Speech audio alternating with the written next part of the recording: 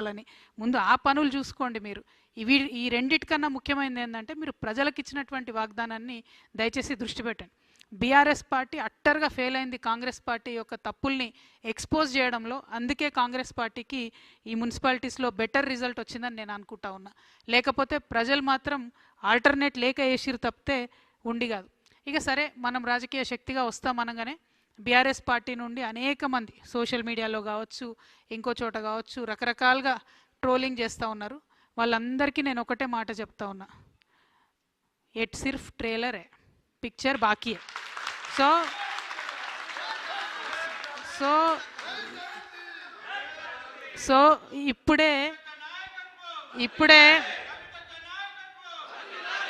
ఇప్పుడే తొందరపడి మాట జారకండి, కారు కూతలు కుయ్యకండి. ఇప్పటికన్నా సరిదిద్దుకోండి. ఉద్యమకారులను పట్టించుకోలేదు. వాళ్ళ పక్షాన్ని నేను మాట్లాడితే ఎటువడతట్టు నా మీద మాట్లాడుతూ ఉన్నారు. మీరు పట్టించుకోకపోగా కాంగ్రెస్ ఇస్తానన్న వాగ్దానాలు నెరవేర్చడం కోసం నేను మాట్లాడితే ఉల్టా నా మీద మాట్లాడితే ఏమవుతుందంటే గిట్లనే అవుతుంది రిజల్ట్. కాబట్టి సరి చేసుకోండి, మీ పద్ధతులు సరి చేసుకోండి, ఆరోగ్యన్స్ తగ్గించుకోండి, ప్రజల మధ్యలో ఉండే ప్రయత్నం చేయండి. At the same time Congress పార్టీని కూడా మేము డిమాండ్ చేస్తూ ఉన్నాం, ఏవైతే హామీలు మీరు ఇచ్చారో అవి నెరవేర్చడానికి మీకు ఒక అసెంబ్లీ వస్తూ ఉంది. ఇప్పుడు అసెంబ్లీ పెడతా ఉన్నారు, బడ్జెట్ సెషన్. అందులో అన్నీ కూడా మీరు హామీలు నెరవేర్చాలని చెప్పి నేను కోరుతా ఉన్నాను. ఇంకొక విచిత్రమైన పరిస్థితిని మనం గమనించాం. ఇక్కడ ఒక్కొక్క మున్సిపాలిటీలో ఒక్కొక్క రకమైన పొత్తు, కానీ మేజర్ మున్సిపాలిటీల్లో మాత్రం నార్త్ మొత్తంలో కూడా బీజేపీ బీఆర్ఎస్ అన్నట్టుగా కనబడుతూ వచ్చింది. సౌత్ మొత్తం కాంగ్రెస్ ఎక్కువ కనబడ్డది. నేను ఇదివరకు కూడా చెప్తూ వచ్చిన నా పొలిటికల్ అబ్జర్వేషన్ ప్రకారం బీజేపీ బీఆర్ఎస్ పొత్తుకు ఇది తొలి మెట్టుగా నేను భావిస్తూ ఉన్నా. మరి ఇక్కడ నుంచి ఎట్లయితుంది ఏంది అన్నది అబ్జర్వ్ చేస్తూ ఉండాలి, కానీ తొలి మెట్టుగా నేను భావిస్తూ ఉన్నా. ఇంకొక మాట కూడా నేను చెప్తా ఉన్నా, నిన్న కేటీఆర్ గారు మాట్లాడుతూ సిపిఐ పార్టీ కార్మికుల హక్కుల కోసం బాగా పనిచేసింది కాబట్టి కొత్తగూడెంలో నేను ఓపెన్ ఆఫర్ ఇస్తున్నా అని చెప్పారు. అంటే బీఆర్ఎస్ పార్టీ ఎంత దుస్థితికొచ్చిందంటే, మనం ఇదివరకు సిపిఐ సిపిఎం పార్టీని తోక పార్టీ అనేది బీఆర్ఎస్ వాళ్ళు. అంటే ఇప్పుడు ఆ తోక పార్టీకి తోకగా మారిపోయింది బీఆర్ఎస్ పార్టీ. వాళ్ళు అడగనే లేదు, వీళ్ళే ఓపెన్ ఆఫర్ ఇచ్చి మేమే ఇస్తాం పొత్తు అని చెప్తారు. కానీ ఇక్కడ నాకున్న అభ్యంతరం ఏంటంటే, సిపిఐ పార్టీకి సంబంధించి ఏఐటియుసి వాళ్ళు సింగరేణిలో అన్ని హక్కులను కూడా పొడగొట్టిరు. కార్మికులకు ఉన్నాయి, ఒకటి కాదు రెండు కాదు, లెక్క పెడితే ఒక 20 హక్కులు కార్మికులకు ఉన్నాయి, పోగొట్టిరు వాళ్ళు. మొన్న నైని కుంభకోణం జరిగితే వాళ్ళు ఒక్క మాట కూడా మాట్లాడలేదు.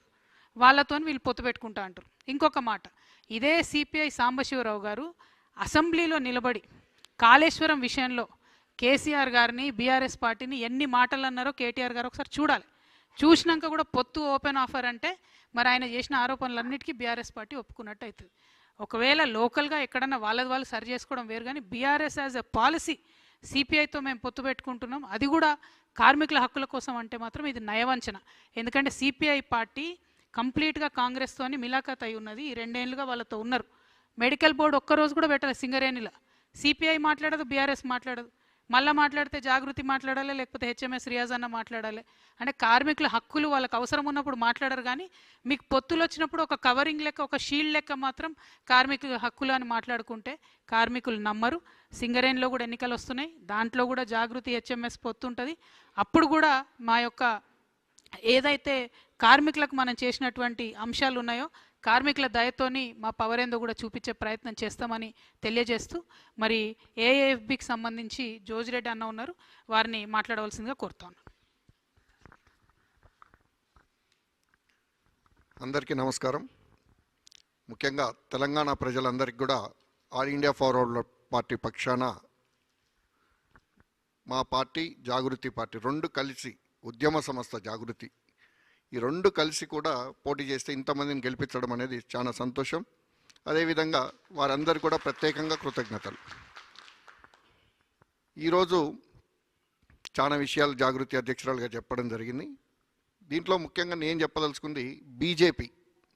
ఈ బీజేపీ పార్టీ కరీంనగర్, నిజామాబాద్ రెండిట్లలో కార్పొరేషన్స్లో ముందడుగేస్తుంది. చాలా సవాళ్ళు విసిరారు బండి సంజయ్ గారు కేంద్ర మంత్రిగా ఉండి, కానీ బీజేపీకి ఫుల్ మెజార్టీ రాలే. కరీంనగర్లో కూడా ఎన్నో కోట్ల రూపాయలు ఖర్చు పెట్టినా కూడా రాని పరిస్థితుల్లో మా పార్టీలో గెలిచిన వాళ్ళకి కండవగప్పే ప్రయత్నం చేస్తున్నారు. అంటే ఇన్ని రోజులు బీఆర్ఎస్ వాళ్ళని కాంగ్రెస్ వాళ్ళు తీసుకున్నారని, మీరు పార్టీలే కాదని, విఘ్నత లేదని అన్ని రకాలుగా మాట్లాడిన బండి సంజయ్ గారు ఇవాళ రాత్రిపూట వాళ్ళ దగ్గరికి పోయి బెదిరించి నయా భయాన్ అన్ని ఒప్పందాలు చేసుకొని ఒకరికి కండువ కప్పడం జరిగింది బెదిరించి. అంటే రాజకీయ విలువలు ఎక్కడున్నాయనేది మనం గమనించాల్సిన అవసరం. బీజేపీ పార్టీ అనేది బీజేపీ అనేది లేదనేది నా ఉద్దేశం. ఈరోజు మోడీ అమిత్ షా పార్టీ మాత్రమే ఉంది. బీజేపీకి కొన్ని సిద్ధాంతాలు ఉన్నాయి, అవన్నీ విస్మరించి ఇవాళ రాజకీయంగా వాళ్ళు పూర్తిగా ఫాల్ డౌన్ అయిపోయినారు. ఇవాళ బండి సంజయ్ గారు చేసింది ఒక్కటి కూడా గెలవలే. హుజరాబాద్, జమ్మికుంట, హుస్నాబాద్, సిరిసిల్ల, వెమ్లవాడ ఆయన పరిధిలో ఉన్న దాంట్లో ఒక్క మున్సిపాలిటీ కూడా గెలవలేని పరిస్థితుల్లో 30 వచ్చినాయని చెప్పేసి మిగతా పార్టీలను తీసుకొని గెలవాలని ప్రయత్నం చేస్తున్నారు. ఇంకా కొంతమంది కొన్ని అనుమానాలు. Jagruthi and all India forward bloc రెండు కలిసే పనిచేస్తున్నాయి, చేయబోతున్నాయి. అంతేకాదు ఈరోజు చాలామంది మీడియా వాళ్ళు కొద్దిగా కన్ఫ్యూజన్ క్రియేట్ చేశారు ఒక ఇష్యూలో, అది వడ్డపల్లిలో జరిగిన విషయం కూడా క్లారిటీ ఇవ్వదలుచుకున్నా. నిన్న కూడా నేను క్లారిటీ ఇచ్చాను, ఇప్పుడు కూడా ఇస్తున్నాను. జాగృతి అనే ఉద్యమకారుల సంస్థతోటి ఆల్ ఇండియా ఫార్వర్డ్ బ్లాక్ కలిసి పనిచేస్తుంది. అందులో భాగంగా ఏది గెలిచినా ఇద్దరం గెలిచినట్టే, ఈ రెండు కూడా కలిపి గెలిచినట్టే తప్ప ఇంకొకటి కాదు. All India forward Bloc party అంటే చాలామంది నిన్న బండి సంజయ్ గారు ఒక స్టేట్మెంట్ ఇస్తున్నారు. ఆయన ఒక కేంద్ర మంత్రి, ఇండిపెండెంట్స్ అంట వాళ్ళు.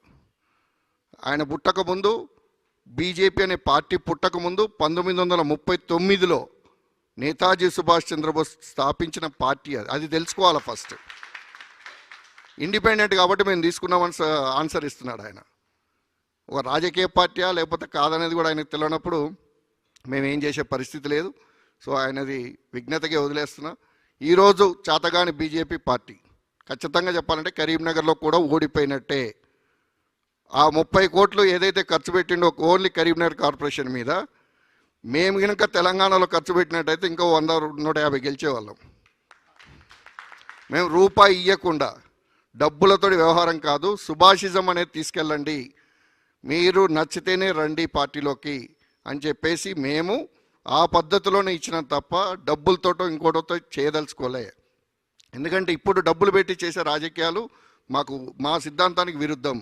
అదేవిధంగా జాగృతి కానీ ఇటు All India forward Bloc party కానీ ఖచ్చితమైన నిర్ణయం తీసుకొని సుభాషిజంని ముందటికి తీసుకురావాలా, ప్రజలకు స్వేచ్ఛ కల్పించాలనే ఉద్దేశంతో తీసుకురావడం జరిగింది. కలిసి పోటీ చేసినాం, కలిసే ఉన్నాం. మీడియా వాళ్ళు దయచేసి ఒక్కటి